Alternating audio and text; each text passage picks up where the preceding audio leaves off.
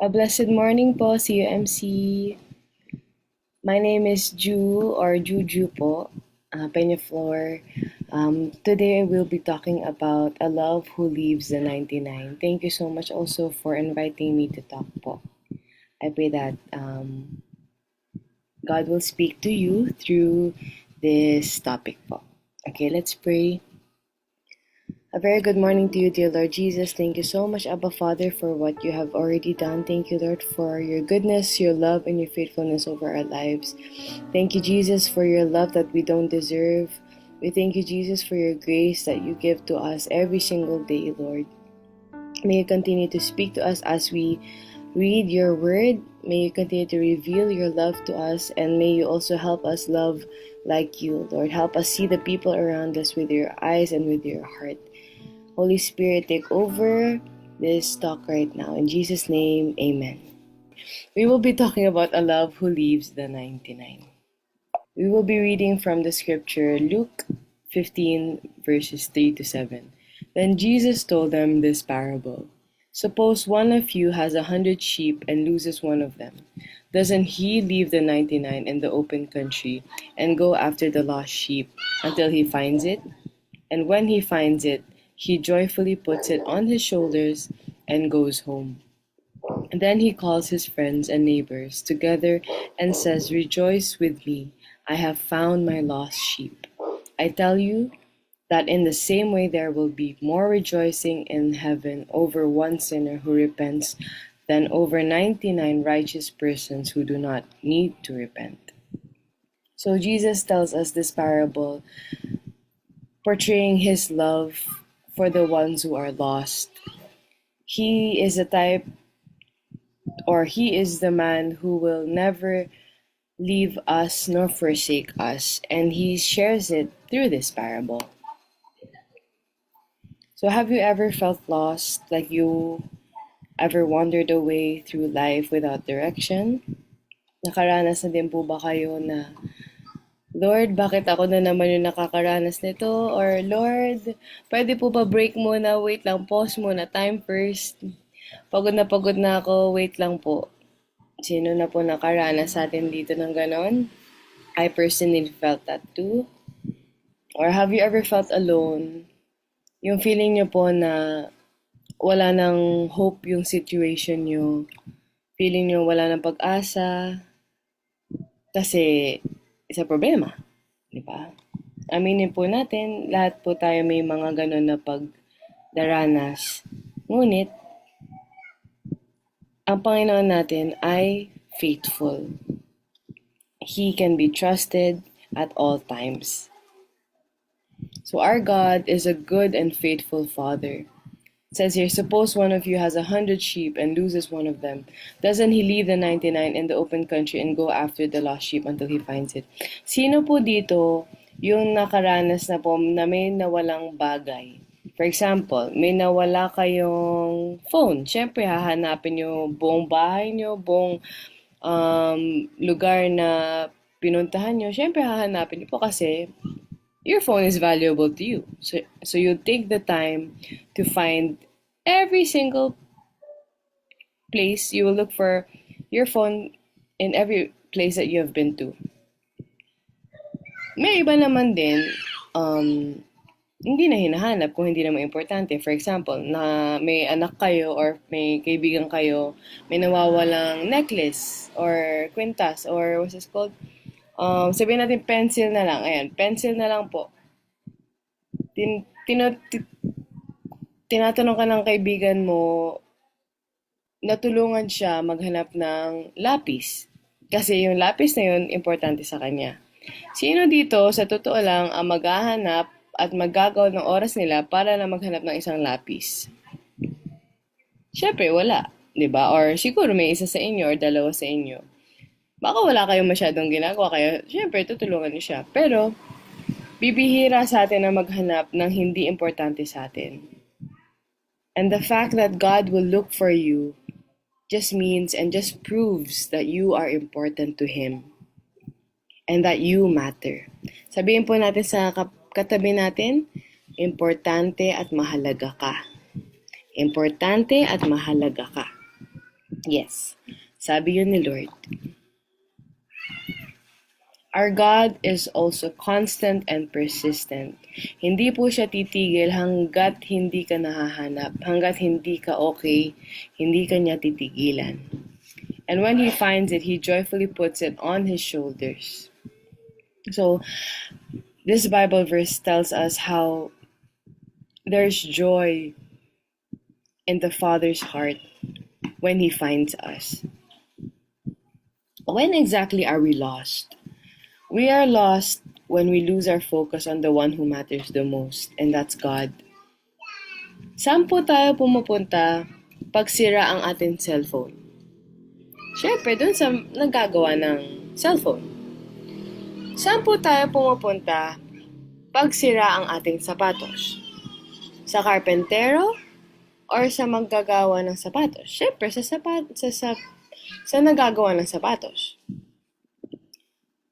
Bakit pag wasak ang buhay natin or pag feeling natin wasak ang puso natin, sa iba't ibang tao tayo pumupunta or sa iba't ibang bagay tayo pumupunta at hindi sa nagawa ng buhay nyo? Diba? But you know what? God is persistent. God is constant. God is faithful. Hindi ka niya titigilan hanggat okay ka. Our God loves to celebrate us. Siya yung nagmamahal sa atin ng wagas. Even when we don't deserve it, He loves us with an everlasting love.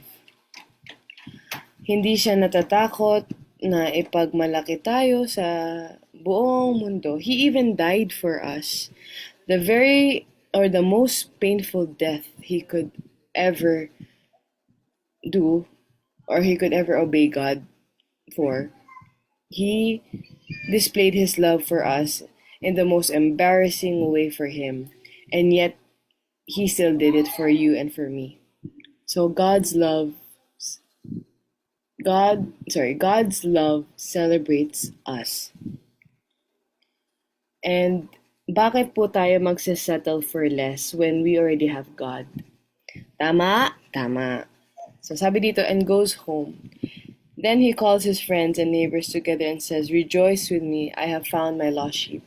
God's love is not found in pieces. God's love is complete. God's love is whole. When He loves you wholeheartedly. He doesn't love you with bits and pieces. He loves you as a whole. It says in Luke 15 verse 7, I tell you that in the same way, there will be more rejoicing in heaven over one sinner who repents than over 99 righteous persons who do not need to repent. What exactly does repent mean? What does repent mean? Ang isip lagi natin, magsusorry ka lang, or magko-confess ka kay Lord. Lord, I repent and I confess that I have sinned against you. We always hear this in church. Lagi po natin naririnig natin, uy, mag-repent ka na, magbago ka na. Pero we never really thought about what it really means. So, mag-English po tayo na lesson. Ayan. So, the prefix re or re is added in front of a word meaning again or to repeat. For example, redo. What does redo mean? To do again. Remake. To make again. So what does repent mean? We'll see about that. So dinadagdagan natin ng re or re in front of a word to mean again. So pent is the root word meaning the highest part or a confined space. For example, penthouse. Di ba yun yung pinakatuktok? Yun yung pinakamataas sa building. Penthouse or pent up. It's all closed up. So let's see. What does repent mean? Repent means it's going back again to the highest form. And who is the highest form? That's God. So repent means going back to the highest form of thinking. It's to change your mind, it's to change your heart, it's to renew everything within you and going back to the highest form of God, of what God has called you to be. So who are the lost sheep exactly? Those are the ones who need guidance, those are the ones who lost their way, those are the ones who feel unsure about their life. So let's reflect upon our life. When was the last time you felt lost? Maybe it's right now, maybe it was yesterday, maybe it was last week. We all have those moments where we stray from God's path because of our will. So this parable reminds us that God doesn't abandon us in those moments. He seeks us out. He shows up when it matters the most. In fact, He shows up all the time because you matter. So what am I trying to say? Instead of running away from God, whatever happens, always run back to God. When you sin, run back to God. When you make a mistake, run back to God. Whatever happens, run back to God. Why did God call David a man after his own heart? Why wasn't Paul called a man after his own heart? Why wasn't Peter called a man after his own heart? Because David, even though he sinned so many times, even though he sinned with Bathsheba, even though he murdered the husband of Bathsheba, he always ran back to God. So let us always run back to God. So our God's love is unconditional. It says in Jeremiah 31 verse 3, "The Lord appeared to us in the past, saying, I have loved you with an everlasting love. I have drawn you with unfailing kindness." God's love is everlasting. It has no beginning, it has no end. What does that mean? God's love is timeless. Kasi He's God. So, whatever you have done in the past, whatever that you are still about to do, don't you think that you are so loved because you exist? God never created anyone He never loved. Let me repeat that. God never created anything or anyone He never loved. So if He created you, He loves you with an everlasting love. Imagine niyo po, if you knew, for example, kung kayo po ay makakagawa ng, let's say you invented something and you knew, and you never knew what, sorry, wait lang. Let me rephrase myself. Let's say you invented something. Tapos, hindi mo alam, this thing that you invented could actually destroy the world. Would you still create it? No. 'Di ba? Siyempre, hindi. Kasi alam mo kung ano yung mga gagawin niya. I'm not saying that we're destroying the world. I'm just saying na God knew exactly what mistakes you were gonna do. God knew all the sins that we were gonna do from beginning to the end. And yet He created you. And yet you exist for His pleasure and for His will. So let's think about that. That each one of you matter. And each one of you is important. Our God's love is unconditional. It says in Romans 8, verse 35 to 39, "For I am persuaded that neither death nor life, nor angels nor principalities, nor powers, nor things present, nor things to come, nor height nor depth, nor any other creature shall be able to separate us from the love of God, which is in Christ Jesus our Lord." Nothing can ever separate us from His love. All we have to do is repent, always go back to Him. So love is something that we have to do on purpose. Sabi nga nila, love is a choice. I was always one to disagree with that sentence kasi siguro kasi I've never felt it before, pero I believe that love is something else, something more than just a choice. But, well, love is something that you do on purpose and it's intentional. Love is an action word. So, aside from love is a choice and love is something that you do on purpose, don't you think that you are so important that God chose to love you? Diba? He chose to love you. Why? He chose to live inside of you. He could have lived just in the heavens. He could have lived in the whales. He could have lived in the dolphins. He could have lived in the flowers. But no, you are the temple of His Holy Spirit. He chose to live in you. The word repent means going back to God or going closer to God again. Let's read Matthew verse 22 to 34. Sorry, Matthew 22 verse 33. 4 to 40. Jesus replied, "Love the Lord your God with all your heart and with all your soul and with all your mind. This is the first and greatest commandment. And the second is like it. Love your neighbor as yourself. All the law and prophets hang on these two commandments." Now, looking back on the lost sheep, have we ever encountered people who were lost? How exactly did we respond to them? Did we respond like the shepherd who left the 99 for that one who was lost? Did we judge them? Did we just allow them to be lost and stay in church? Were we one of those who said, "Ay, babalik din yan. Hintayin nyo lang. Babalik din yan." Marirealize niya din yung pagkakamali niya. Where are we those kinds of Christians na imbis na magpakita ng pagmamahal sa isang kapwa, sa kapwa Kristiyano natin, or kahit sa kapwa na lang natin? Are we the ones who actually love? Or are we the ones who actually push them away? Let's think about that.